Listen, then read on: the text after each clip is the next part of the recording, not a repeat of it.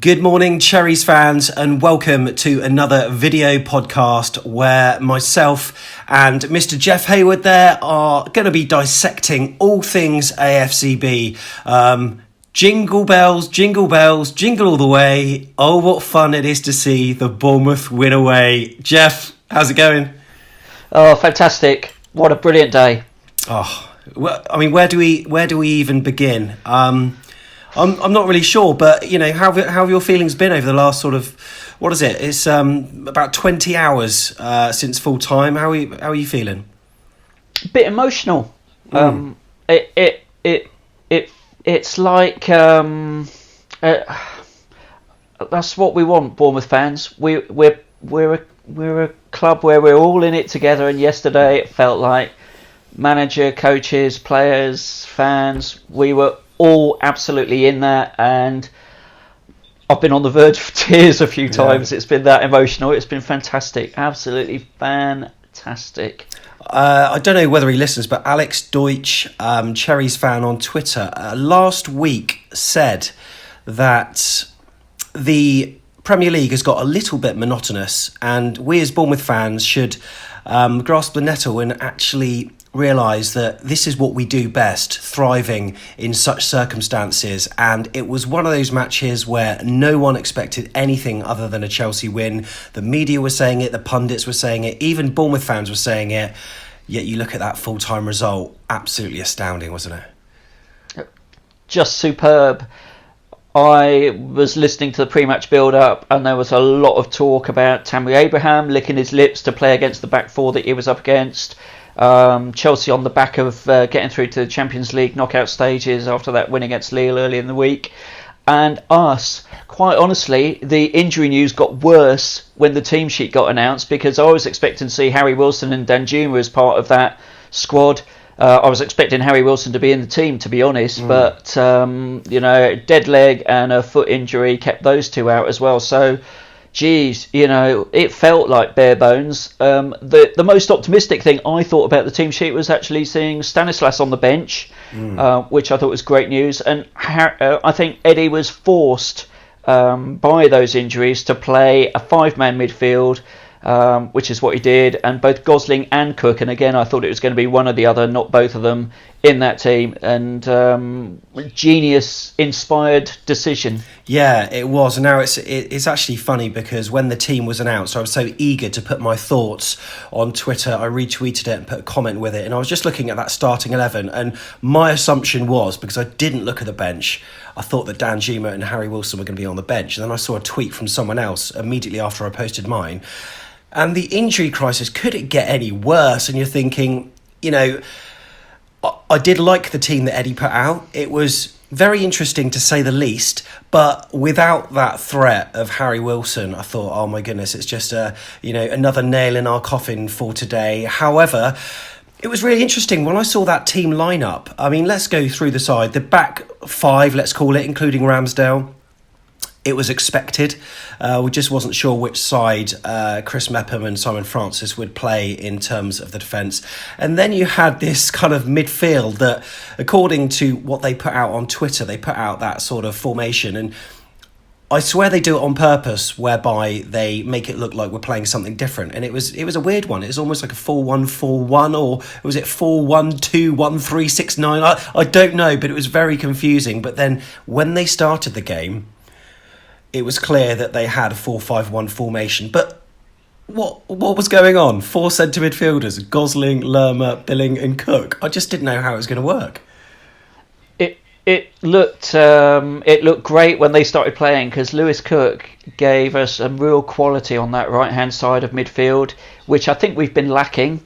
And he was good at looking after the ball. He combined really well with Stacey throughout the game, and gave us some good options going forward, and was tracking back and doing his defensive shift as well, which is something we've needed on that right hand side, particularly when Stacey's been there. We've all felt he's been a little bit vulnerable and exposed at times, but yesterday he provided a real solidity on that side. Hats off, Lewis Cook, because we know that's not your normal position, but you played a blinder.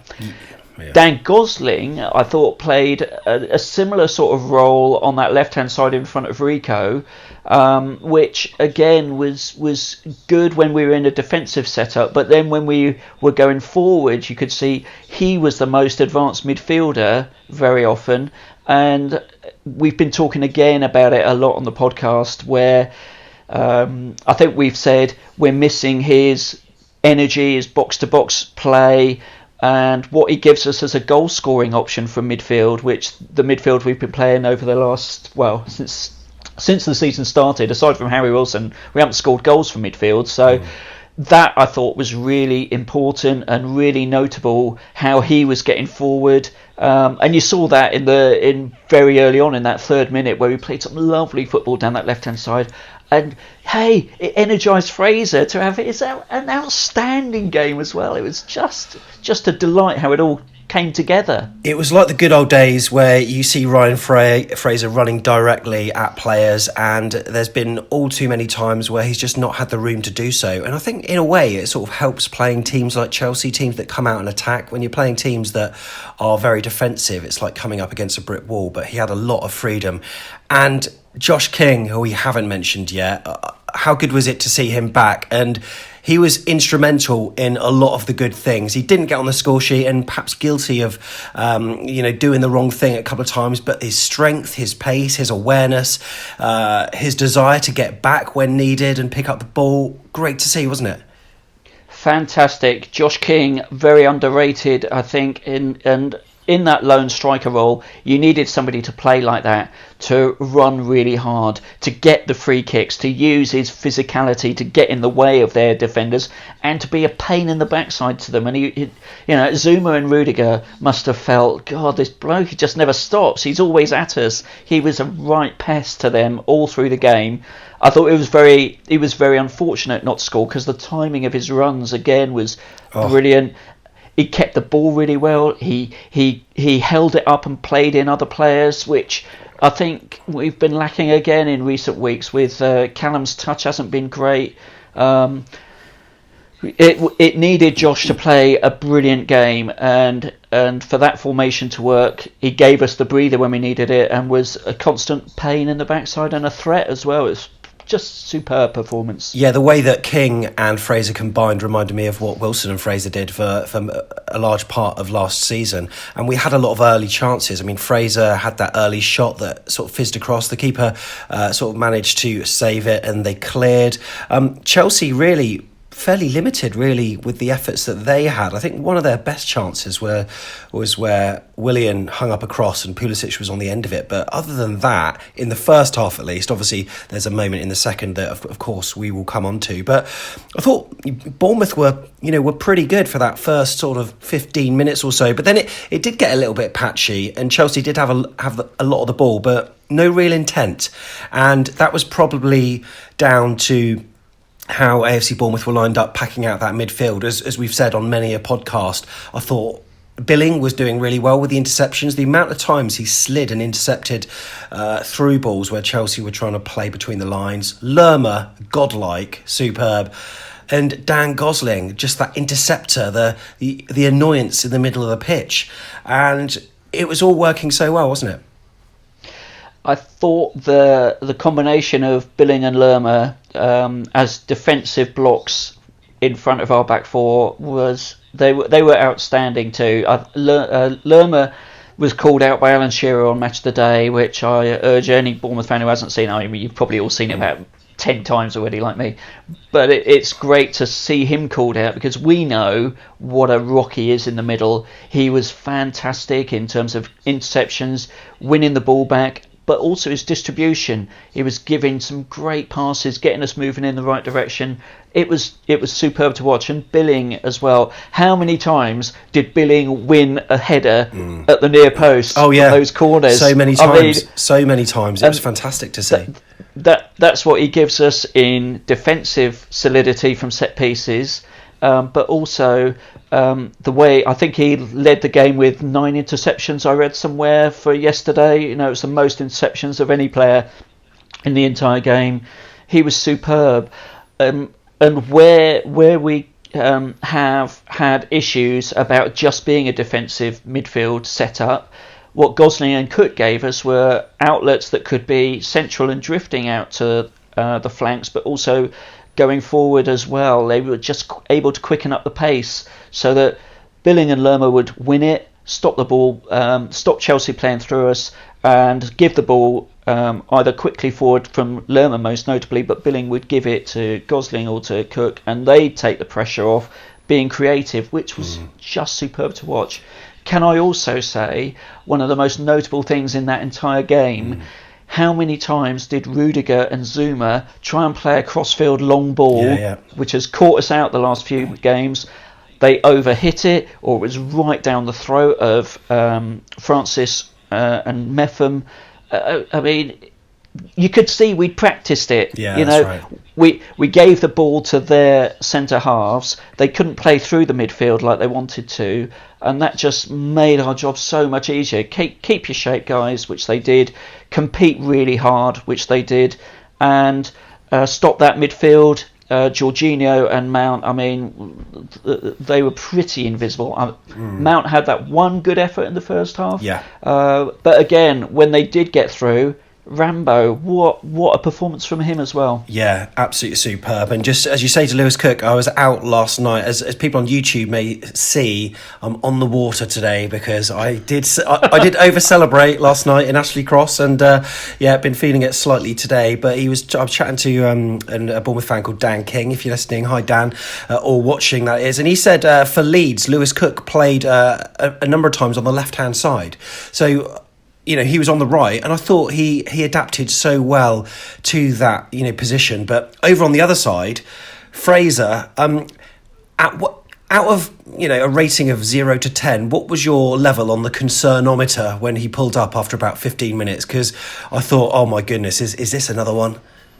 Yeah, that was a 9 for me. I'm really worried because that looked quite serious. He got a bit of a tap from behind, fell awkwardly, and that can be could have been a cartilage problem, could have been just a twisted knee issue, and it could easily have been going off. And quite honestly, we needed Fraser to be playing as he was playing in that first half. So relieved when he got up. Hope he's all right for next week, because on a performance like that, Ryan Fraser, that's the man. That is the wee man that we know and love. In terms of Harry Wilson, what was he? It was a dead leg that he had. I mean, back in my day, it was just rub some deep heat on it and carry on. But I mean, is that enough to keep someone out? Obviously, well, it's got to be. I mean, obviously, they were a lot more precious, Sam, than you and I were back in the day. Maybe. But I don't know what the truth is in it. A dead leg, you'd think, well, that's not that serious. Maybe he should play. But we'll come on to next week. Who are you going to drop to bring him back in? I don't know. After that performance. Yeah, that's right. So at half-time, some Chelsea fans were saying it's the worst half of football they've witnessed at Stamford Bridge this season, which was something I said on an earlier YouTube video, actually. But I think it's the way we nullified them that actually made that the case. I think, there were some individual errors there, but I just thought we were incredible, and it carried on. Good to see some momentum. We ended the first half relatively strongly, and in the second, there was an opportunity on about 50 minutes where Ryan Fraser put Josh King through. He took a bit of a heavy touch that took him a bit out to the left. And, I mean, I think he could have won that foot race. If he got the touch right, it'd have been one-on-one, and I would trust him to slot that. But out to the left, and then he cut in, and Lewis Cook was gagging for it. He was really wanting it. But Josh King, in a way, we need strikers to be selfish. And, that's what Dom Solanke, I think, lacks. A little bit of selfishness at times. He probably did the right thing. He needed a goal. It was his first match in quite a while, and he's so potent up front, and he trusts himself to score that. Obviously, Chelsea got back and blocked it, but Lewis Cook must have been thinking, why didn't you square it? Yeah, I watched that back again, and hey, let's congratulate Josh for the run. Brilliant timing of the run. It was a bad touch, but crikey, he hasn't played for 4 weeks. Yeah. I think the shift that he put in was monumental yesterday to play 70 odd minutes against Chelsea away, lead the line as a one-man wrecking ball, which he pretty much was just astonishing. Okay, there was a time again. Brilliant timing of the run, and Zuma cuts across and makes a good tackle where you think, just take that slightly earlier, Josh, but he didn't. But again, he was getting into those places. He was making those runs for the midfield. And then a bit later, he gets the ball and squares it inches. I keep watching it, and I can't quite see how Gosling does miss it when he puts it across for him. But fantastic running again, and the energy and that ability to stretch the play for us was superb. Isn't it really superb? Isn't it so nice to see a midfielder getting in the positions that Dan Gosling? He's never shy of a goal, and he never puts in less than 100%. And yeah, he's not the best footballer in the world in terms of he's no Lewis Cook. He's not nimble. He can't do silky turns. But what he does do, he does well. But he's that box-to-box player. He's got so much, aggression and desire. And the fact that he got in that position gave me a lot of hope. And we started to it felt like we were almost turning the screw on Chelsea a little bit, didn't it? Yeah, what Gosling gives us is that that energy that I think we've been lacking. We've talked a lot about dynamism, and a few weeks ago we said that Gosling's the answer, but somebody on Twitter said, well, what's the question if he's the answer? And I think you saw that yesterday. He just brings so much energy to the team. It's infectious. It wasn't just him either. I think Lewis Cook was part of that as well. It lifted other players. They could see that dynamism out there. They could see that people not giving up, people chasing down the ball, people making that extra effort, and it was totally infectious. Made everybody else play better, lift the game. Suddenly, after half time, to be in the game at half time was really important. Yeah. Because second half, we knew that Chelsea would come at us, and they did for that first sort of 10-15 minutes, but we gradually absorbed that pressure, started hitting them on the counter, as we talked about, and with that, you could sense the belief in the side growing and growing. We were fizzing the ball better, and we were keeping hold of it better. We didn't look in too much trouble, so the belief that has been missing the last 5 games suddenly started coming back. Everybody felt it. It was terrific to watch. So I've got a rough running order, but something that I'm not too sure of. That incredible Ramsdale save, was that after or before the goal? So that was before the goal. In fact, I think that was the turning point. Bit of pinball in the area. The ball flies across to Emerson, who's unmarked from about 3 yards out. And fortunately, he heads it pretty much straight at Rambo, but it was point blank, and great reactions. Not just the initial save, but he punches it away on the rebound. Brilliant. Brilliant goalkeeping. Yeah, that was a game changer, really. I mean, I've seen headers like that at keepers before, where it was such a powerful header, and I've seen them, get their hands all wrong, butterfingers, it goes straight into the back of the net because it had that much power. You could have maybe forgiven him had it gone in, because it was such close range and such power. But to do that and then get that strong wrist to almost like palm it away, phenomenal. And then Bournemouth go and win a corner, Jeff, and I've said on YouTube I didn't go this weekend, and you know what, I'm starting to think certain away games, away games are maybe not for me, but I'll be doing Brighton, so I apologise in advance to all Cherries fans, and I will see you there, of course. See you there. But we win a corner, and Dan Gosling has an effort on goal, which is partially cleared, hacked away. Lerma heads back in. Dan Gosling, no one around him, and he was never going to do an overhead scissor kick, but great control, and then that shot, I could see it was in straight away, and then the flag went up, and even Dan Gosling didn't think it was a goal. It was a puzzling series of events to watch. I'm a huge fan of VAR. I love it. Yeah, right. I love it. I love it when it's used properly, and that's how it should be used. It was. Let's just rewind a little bit, because the move up to the corner, I think, deserves some credit. Yeah. We had Stacey, Lewis Cook, and Ryan Fraser overloading on that flank. Nice, yeah, good to which see. Is something that I think you can tell when he's enjoying the game, when he's on fire, because he does that, and that's a good sign that the team is playing well. Great ball in from Stacey. Solanke nearly gets there, which again, I thought Solanke, when he came on, kept up that momentum for us. Some good touches, looked in decent nick. So the corner comes over. It's an assist for Lerma with a head back as well, which was fantastic. The way Gosling just looks across the line, he knows he's onside when that ball comes into him. The awareness of, I still don't figure out how he knew that the goalkeeper was behind him, because that's such an instinctive thing that he did. It was fantastic. If that had been Ronaldo, we'd be talking about that as being one of the great goals of the season.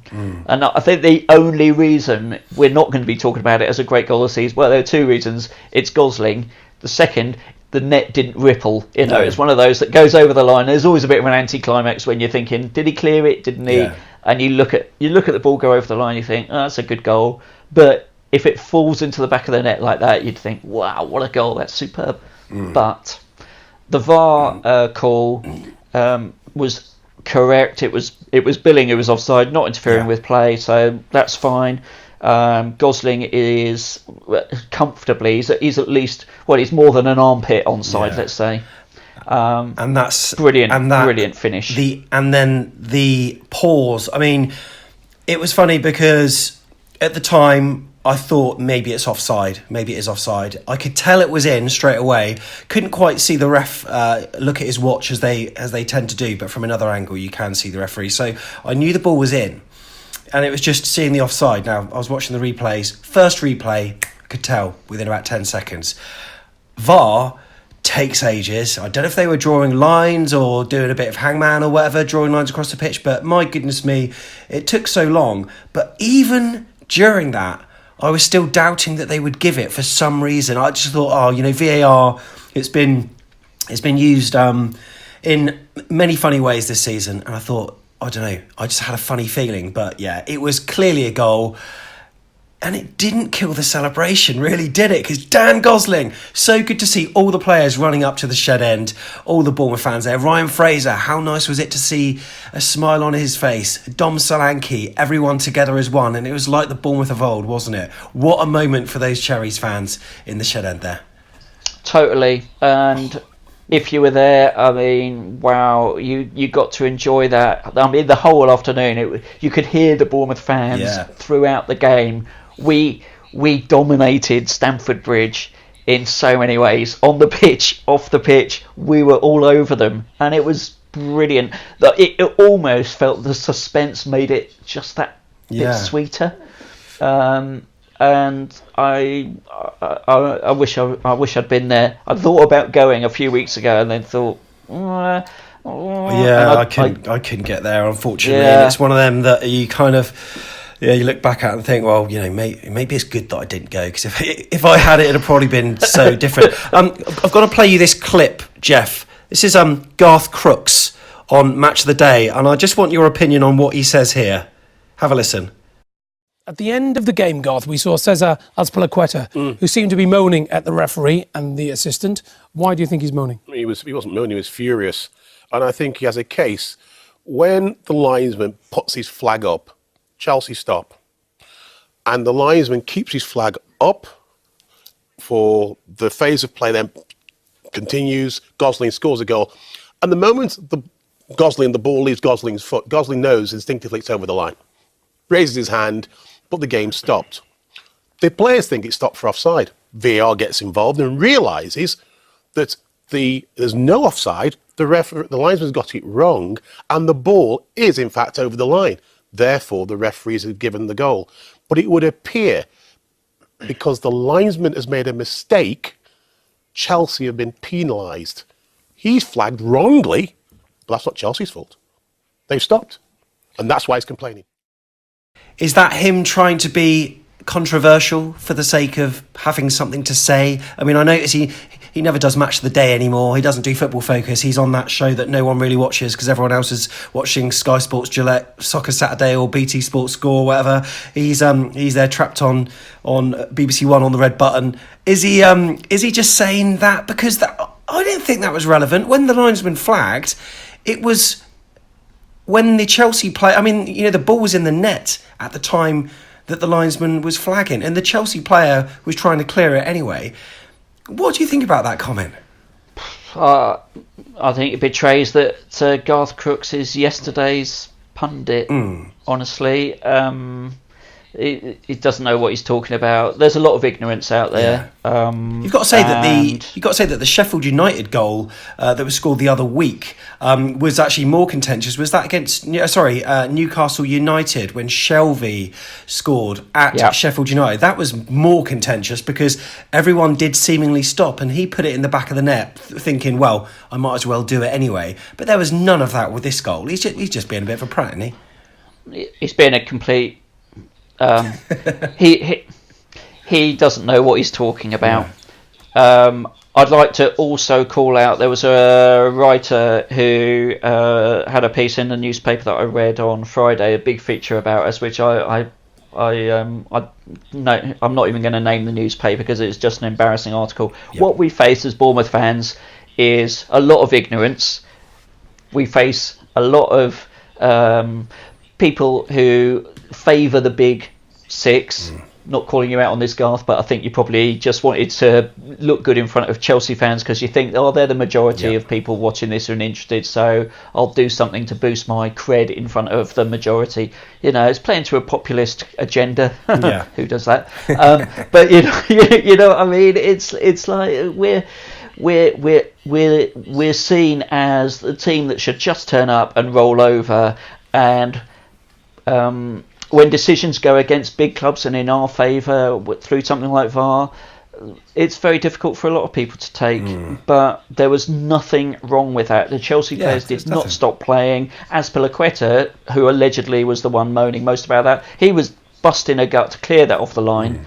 He didn't stop playing. He's talking from a position that is close to a backside. Yeah, I completely agree. So we finished the match with exactly the same side that started it, barring Josh King. Solanke obviously came on now. Josh King rolled off the pitch. Have we any idea on the severity of his injury? Not that I've seen. Eddie talks about it, saying hopefully it's not that serious. That's all I've found online. Fingers crossed it's not, because we absolutely will need him next week. And in fact, for the Christmas fixtures, after yesterday, we need to remember where we have just come from. 5 defeats. But it will be really interesting to see how we keep that momentum going for the next 3 games, which are all games we can get points from. Yeah, no, that's right. And before we talk about the celebrations at full time, I also just wanted to say that I just loved that little Dan Gosling. I think Chelsea were about to attack and Dan Gosling got booked. He tugged his opposition marker back, and when the referee gave the booking, he just gave a thumbs up, like, yep, absolutely fine. He knew what he was doing, and I love that kind of shithousery. He is a friend of the show, and I love him to pieces. And the BBC have actually given him man of the match. He had more attempts on goal than any other Bournemouth player and made several key passes. And I wouldn't be surprised. We've always seen those stats. I haven't seen as much of these stats this season as you have on previous. But he's always the player that has ran the most out of everyone. And I wouldn't be surprised if he's up there again. I would love to see the stats on that. But yeah. Yeah, no, he did. He ran the most yesterday. I saw that. He did. Yeah. Oh, absolutely superb. And the celebrations, Jeff, 95 minutes gone. I mean, I was begging the ref to blow the whistle. He played an extra 10, 15 seconds. But Eddie Howe you could see the relief, the joy coursing through his veins. He stood on the spot and he just yelled a massive sigh of relief. He needed that. Well, everyone needed it, didn't they? They did. It was brilliant to see, not just the release of emotion for me in this house, or for you where you were watching the game, but also I think the players, the sense of, yes, we can do it. And I felt a lot for Eddie.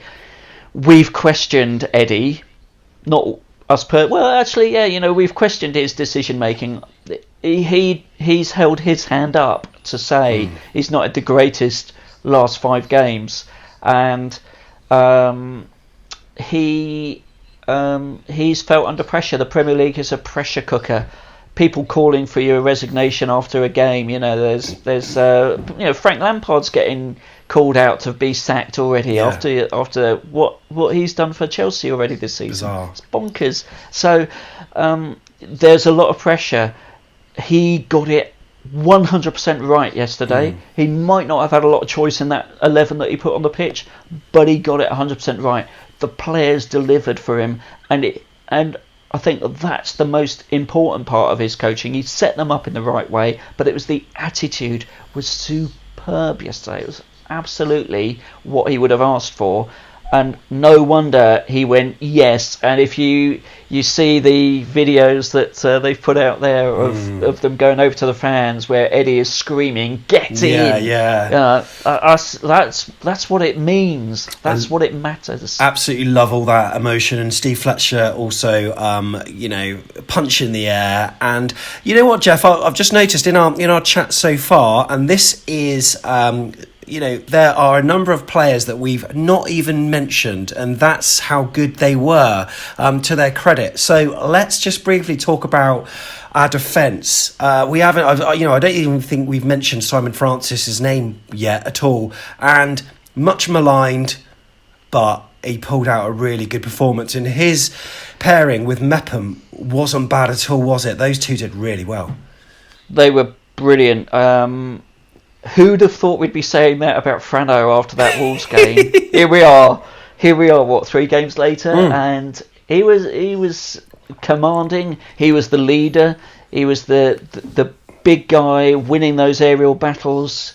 He had a lot of the talking across that back four. You could tell he was the one, sort of the experienced player there for Mepham, and Mepham was terrific. The number of blocks he put in, the number of blocks Frano put in. The confidence that gave to Stacey and to Rico, the whole unit. It was. I mean, how's Ake going to get back in that team? Yeah, well, yeah. I mean, you start to wonder. Can it happen?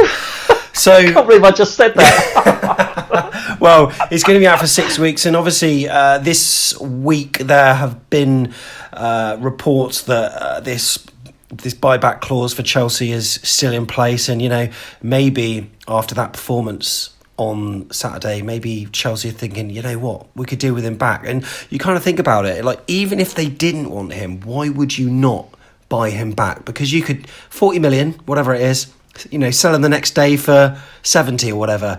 Be a fool not to, but the same week, Nathan Ake also talks to the Daily Echo and says that how happy he is here.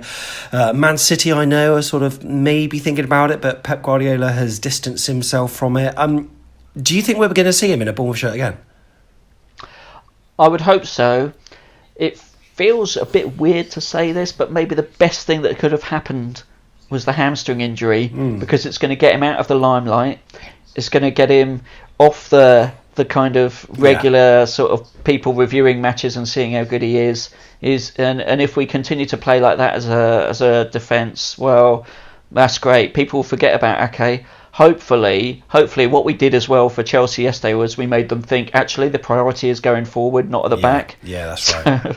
So It's Bournemouth have recently not had a great track record in terms of correctly gauging the amount of time that players are going to be out for. David Brooks, obviously, we'll allude to him as being the one where we thought he would be back in a red and black shirt by now, and it's going to be a couple of months more, or 1 or 2 months more maybe, which is, I think someone said March at one point. You're thinking, are we going to see him back? So you kind of think, well, hopefully they've got it wrong again, and he can be out for a little bit longer. But I did see him training with Steve Cook in the gym. Steve Cook on Instagram posted a picture, and part of me's thinking, you know what, Nathan, just tear it a little bit more. Just tear it a little bit more. And because we've shown that despite the fact they are much maligned, Chris Mepham and Simon Francis, they did a really good job yesterday against some very decent players for Chelsea. They are a very attacking side. I thought they coped really well, as did Jack Stacey as well on that right hand side. I thought, again, we'll just touch on him. I thought he did really well. We've been critical again of Stacey recently, but he played really well. He was great going forwards, which I think is one of his big strengths. He had one sort of dicey slice clearance in the first half that sort of volleyed over the bar, which was a little bit nervy. But apart from that, he made some great blocks. He was looking after Pulisic, for heaven's sake, who was a quality player, but didn't give him a sniff. There was one header at the back post all game where you felt, oh, that was Pulisic's only effort. But frankly, I think we sometimes expect the back four to be too much on their own.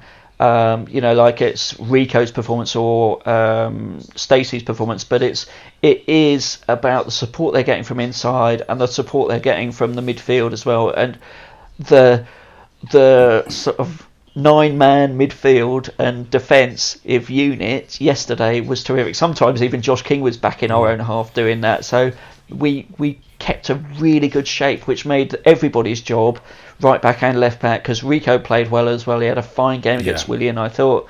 We were good. We were solid. We were defensively very, very disciplined and won everything that we really needed to. How many shots on goal did Chelsea have in that entire game that actually Rambo was called in to make the save? True. What? Less than 5, wasn't it? It wasn't many. No, that's right. Wow. Just absolutely delighted. Brilliant. And because I went straight out afterwards, I've yet to see I've seen the sort of mini highlights packages on YouTube, and then you're listening to Chris Temple's commentary, and I'm going to watch back again. There's so much content, so I'm going to be enjoying my Sunday night, and I certainly cannot wait. So, Jeff, thanks very much for being on the YouTube podcast once again. Today is a real pleasure to be on the podcast, Sam.